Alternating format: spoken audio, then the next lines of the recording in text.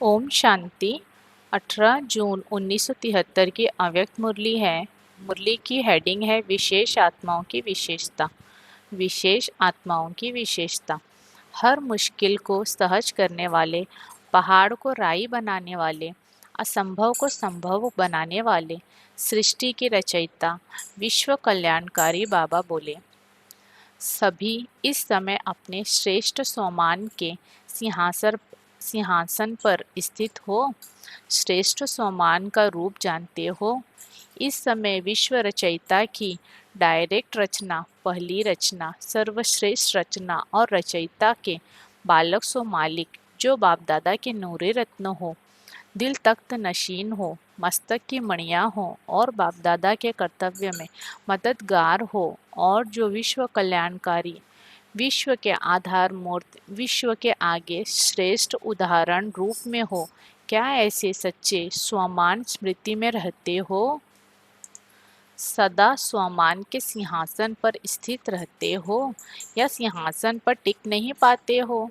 नाम ही है सिंहासन, इसका अर्थ क्या है? इस पर कौन स्थित हो सकता है? सर्वशक्ति संपन्न ही इस आसन पर अर्थात स्थिति में स्थित हो सकता है। सिंह अर्थात शेर या शेरनी, अगर सिंह नहीं बने हो तो आसन पर स्थित नहीं हो सकते हो। सिंहासन किसके लिए है? जो सर्वशक्तिमान की पहली रचना है। पहली रचना में रचयिता के समान सर्वशक्तियां स्वरूप में दिखाई देती हैं। बाबा पूछ रहे हैं, पहली रचना में रचयिता के समान सर्वशक्तियां स्वरूप में दिखाई देती हैं। पहली रचना की विशेषता जो इस समय है, क्या उसको जानते हो? जिस विशेषता के कारण विश्व रचयिता के भी मालिक बनते हो, बाप से भी विशेष पूज्य योग्य बनते हो। बाप भी ऐसी रचना का गुणगान करते हैं और वंदना करते हैं। वह कौन सी विशेषता है? बाप का गायन आत्माएं ही करती है, लेकिन ऐसी सर्वश्रेष्ठ आत्माओं का गायन स्वयं सर्वशक्तिमान करते हैं, अर्थात परमात्मा द्वारा आत्माओं का गायन होता है। स्वयं बाप ऐसी आत्माओं का हर रोज बार बार स्मरण करते हैं। ऐसी विशेष आत्माओं की मुख्य विशेषता क्या है जो ऐसे श्रेष्ठ बने हो? अपनी उस विशेषता को जानते हो? अवश्य ही बाप से भी कोई विशेषता आपकी ज्यादा है, उसको जानते हो? किस बात में बाप से भी आगे हो? वह विशेषता सुनाओ। बाप दादा से किस बात में आगे हो? अष्ट रत्नों में सिर्फ शक्तियां हैं, वह पांडव भी आ सकते हैं। जब भाई भाई है तो आत्मिक रूप की स्थिति में स्थित हुई आत्मा अष्ट रत्न बन सकती है। इसमें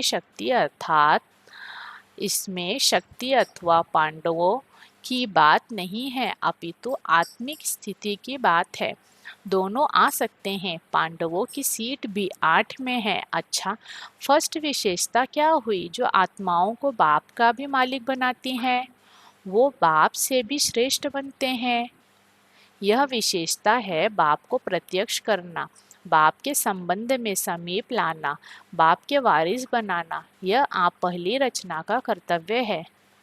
बाप बच्चों द्वारा ही प्रत्यक्ष होते हैं। निराकार बाप और साकार ब्रह्मा बाप दोनों को अपने निश्चय, अपने ब्राह्मण जीवन के आधार से, अपने अनुभव के आधार से विश्व के आगे प्रख्यात किया, तब विशेष मानते हैं। तो बाप को प्रख्यात करने की विशेषता बच्चों की है, इसलिए बाप रिटर्न में विश्व के आगे स्वयं गुप्त रूप में रह शक्ति सेना व पांडव सेना को प्रख्यात करते हैं। तो यह विशेषता बच्चों की है, इसलिए बाप से भी ज्यादा पूज्य बने हो। ऐसी अपनी विशेषता स्मृति में रहती है या भूल जाते हो? संगम युगी ब्राह्मणों की विशेषता सदा स्मृति स्वरूप की है, तो ब्राह्मणपन की विशेषता अनुभव करते हो? शूद्रपन अर्थात विस्मृति स्वरूप ब्राह्मण बनकर भी फिर विस्मृति में आए तो शूद्र और ब्राह्मण में अंतर ही क्या हुआ? मर्जीवा जन्म की अलौकिकता क्या हुई? विस्मृति लौकिकता है, अर्थात वह इस लोक की रीति रस्म है। ब्राह्मण की रस्म सदा स्मृति स्वरूप है, कभी अपने लौकिक रूप की रीति रस्म व मर्यादाएं किसको भूलती हैं क्या? ब्राह्मण कुल की रीति रस्म व मर्यादाएं ब्राह्मणी भूल जाए, यह संभव यानी आसान है क्या? ब्राह्मणों की रीति रस्म अलौकिक है। इस रीति रस्म में चलना साधारण और सहज बात है, क्योंकि जब है ही ब्राह्मण। दूसरे कुल की रीति रस्म अपनाना मुश्किल हो सकती है, लेकिन यह तो आपके आदि की रीति रस्म है, नेचुरल जीवन की बात है, ब्राह्मण जन्म के संस्कारों की बात है। इसमें मुश्किल क्या है? ब्राह्मण जीवन का संस्कार और स्वभाव कौन सा है? सर्वदिव्य गुण ही ब्राह्मणों का स्वभाव है, जिसको दिव्य स्वभाव कहते हैं। तो दिव्य गुण ब्राह्मणों की स्वाभाविक चीज है, अर्थात ब्राह्मण जीवन का स्वभाव सर्व दिव्य गुण है। गंभीरता, रमणीकता, हर्षित मुक्ता, सहनशीलता, संतोष, यह ब्राह्मणों के जीवन का स्वभाव है और संस्कार है। विश्व के सेवाधारी जब ब्राह्मण जीवन का स्वभाव और संस्कार यही है, तो कोई भी गुण को धारण करना व सेवाधारी बनने के लिए स्वयं का अर्थात मैंपन का त्याग व निरंतर तपस्वी स्वरूप व स्मृति स्वरूप बनना सहज और साधारण बात हुई ना। अगर कोई का कोई भी जन्म का संस्कार होता है, वह जन्म से स्वभाव होता है, उसको परिवर्तन करना मुश्किल होता है या चलना सहज होता है।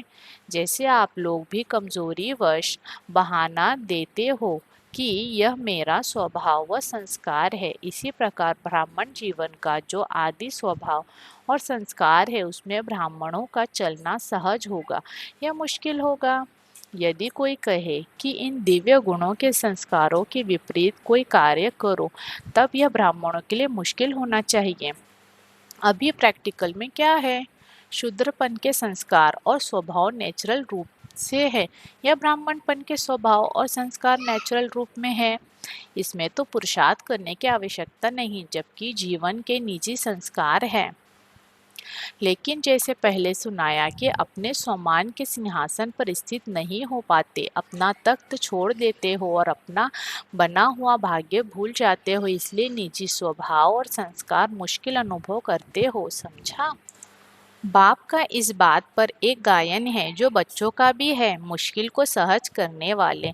तो जब बाप का गायन है मुश्किल को सहज करने वाले, पहाड़ को राई बनाने वाले व रुई बनाने वाले, रुई यानी कपास कितनी हल्की होती है और स्वच्छ होती है, और पहाड़ कितना मुश्किल और भारी होता है। कहाँ पहाड़, कहाँ रुई व राई। तो जो बाप का गायन है वो आपका नहीं है। जो मुश्किल को सहज बनाने वाले ब्राह्मण, उनको कोई भी बात मुश्किल अनुभव हो, यह हो सकता है। तो अपने स्वमान में स्थित रह, अपनी विशेषता को हर समय स्मृति में रखो। विशेष आत्माएं हर संकल्प और हर कार्य विशेष करेंगी, अर्थात श्रेष्ठ करेंगी।